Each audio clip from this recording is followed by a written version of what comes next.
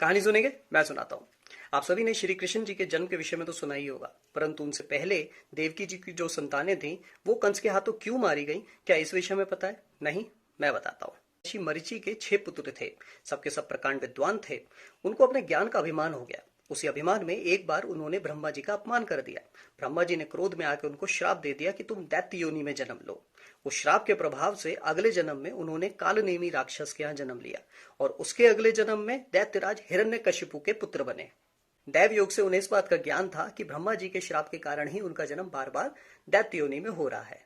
वो सबके सब ब्रह्मा जी की तपस्या करते हैं, उनको प्रसन्न करते हैं। ब्रह्मा जी प्रकट होते हैं, वरदान मांगने को कहते हैं। दैत्य योनि के प्रभाव से वो इतना ही कह पाते हैं कि हम सर्व शक्तिशाली हो जाएं और देवता हमारा वध ना कर पाए। ऐसा ही हो कहकर ब्रह्मा जी अपने लोक चले जाते हैं। ये बात हिरण्यकशिपु को बिल्कुल अच्छी नहीं लगती। वो कहता है कि देवता हमारे शत्रु हैं, मेरे पुत्रों को ब्रह्मा जी की तपस्या नहीं करनी चाहिए थी।